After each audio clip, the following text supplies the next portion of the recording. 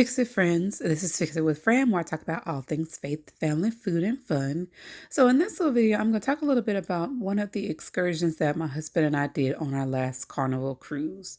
What I do say is, I know different people have different opinions of whether or not they do a sponsored cruise by Carnival and the cost and that. But I know one thing that has sold me on Carnival cruise excursions is that you are guaranteed to have the ship wait for you if you go on an excursion and you're delayed or, God forbid, something happens. So that gives me peace of mind. And as somebody who can have anxiety about different things, just knowing that, hey, if something comes up, if the bus breaks down, if something crazy happens, the ship is guaranteed to wait for you when you do a Carnival sponsored excursion. If you do a private one or a third party contract that's not through the ship or the cruise line, you do not get that same guarantee. So in case you didn't know, if you're about to plan for a trip, I'll drop that out there so you know that. On this particular cruise, we decided to do this Cozumel by land and sea. And we decided on it because it was one that I hadn't done, nor had my husband, where you go into one of the glass bottom boats and get to see everything underneath.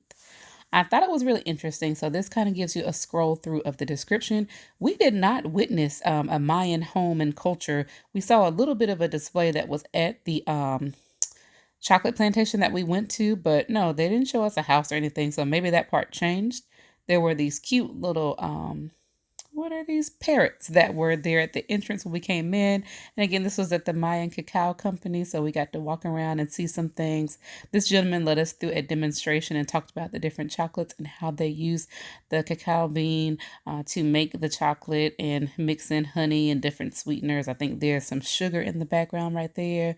And then afterwards, we went outside to their bar. So today's special was a chocolate margarita. It's probably everyday special, but that's what I decided to get. So my husband was ordering that for me while I sat on one of these little swings.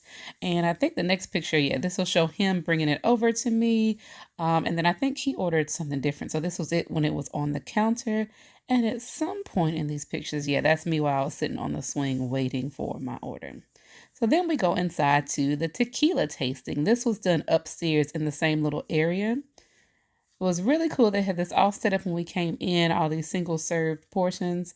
So then here's the video. Because the masonry oven is part of the artisanal process. This is slow cooking, which is better. Today we have other techniques that cooks the agaves faster. But this technique cooks the agave is slow, 38, 40 hours. Okay? Our tequilas are made with that process. What happened in that process? Natural starches in the plant became sugars. Okay, then since we have sugars in the agaves, we need to mash them so we get the juices out with the sugars in it. We use the taona. The taona is a big stone wheel that is mashing the agaves. And then, since we have sugars already, now we need to ferment it. The fermentation process actually converts sugars in alcohol, and then we just separate, through distillation process, we just separate alcohol from the rest of the product. Okay, now family. I already told you briefly the process. So the first tequila I want to taste is the combination. The bottle actually is this one. So I want you to please to hold that little cup, my friends. It's gonna be smooth, it's gonna be lighter. So let's say salud. Salud. Enjoy it, family. Enjoy it. Salud. We name it agave wine. It's smooth, very light, right? It is made with the agave. It's smoky. Okay. Now, let me tell you, the three drinks are different. We're making a very interesting exercise because the three drinks that are on your table are made with tequila. Okay, that was the first one, agave wine, which is really good to pairing with salads, fresh, seafood. Goes perfect. I recommend to drink it cold. Okay. Now, the next one is 100% agave tequila. White tequila is the clear one, the very clear one. That one is 38% alcohol. My friend, you can hold the little cup, smell it first. Smell it. Okay, I can hear reaction. Okay, ready? Okay.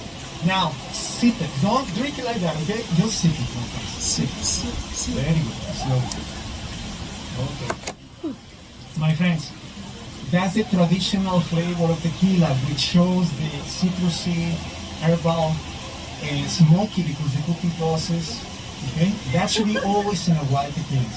Those notes, excellent. Okay, now there's an effect in our palate. Right away we can start feeling saliva, right? Saliva is really here. You know what that means? that means I'm going to be ready for the next one. Amigos, before we continue with the third one, let me share one of this information is one of my favorites.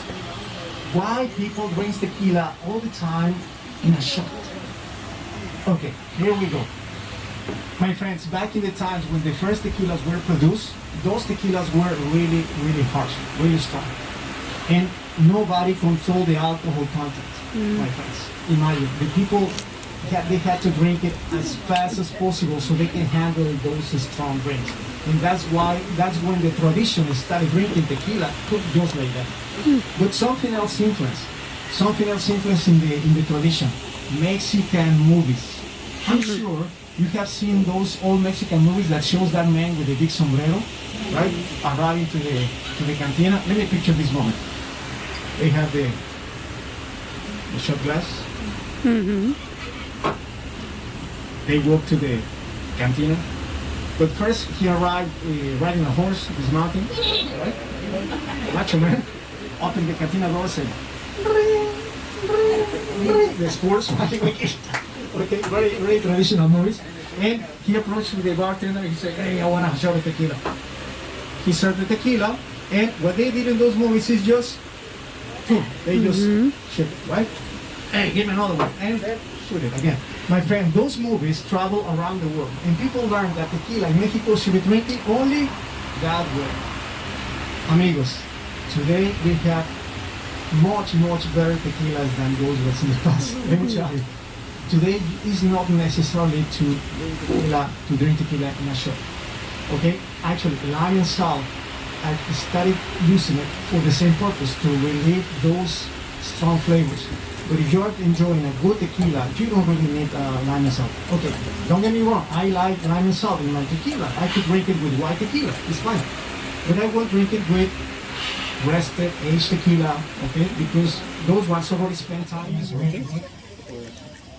And amigos, and also we have, for the ones that would like to taste other liqueur flavors, we have back there, we have my friend, right there we have coconut and honeybee liqueur over there. Okay, with Josue. Josue is back there. He's the man. Okay, he's gonna share with us more drinks. Okay? It's really good. And you can try them. Don't miss them. They are really good. And of course, family, all these drinks are available. The drinks on the table are not exported to the States. Are actually only available here. But it's a good company. They are trustable. Don't worry. They have following all the regulations, so we can talk with you easily. And the family. For the one that sometimes ask me, Martin, how many bottles I can take it to the ship? 2 bottles per person as far as we know. In the ship, they hold it and they give it to you back when you finish it. Okay? Amigos, we are ready if somebody wants to take one for... So you may have heard him say in the earlier clip that these drinks are not exported to the US. You can go online and order them from the company, but the one in the white bottle was the coconut tequila, which I loved. The bottle on the top shelf was the honey tequila. I wasn't that big of a fan of that one, but we did purchase this one to go back to the States with us. And I even took a picture with it. That's how happy I was with it. Now, my husband liked the coffee flavored one, so he got that one. And we went back to the ship, got everything checked in. Some folks will say you can smuggle the things back to your room. We weren't fooling with all of that. So you go, they write down your cabin number, your stateroom number, and then they give you a pickup slip that you use the day of disembarking. So that was pretty much how this trip went in this excursion. I would recommend it. And again, I still have the different portion of the video where we did the bottomless or glass boat tour. I'll have to edit that and post that in a different video. But I also wanted to add in some clips of the chocolate tasting. So I'll do that in another video so that this doesn't get too long. So if you've ever wondered about the excursions through Carnival, I have done several of them. So I'm going to be doing some reviews of my old footage and different pictures and sharing that with y'all. As always, this is Fix It with Fran, where I talk about all things faith, family, food, and fun. I truly believe God has given us all gifts and talents that can fix some problem that exists in the world. And while we may not be able to fix everything, I want to remind and encourage you to remember that we can all fix something. So till next time, I pray that you will find that thing and fix it. Thanks so much for watching. See you later, Fix It friends.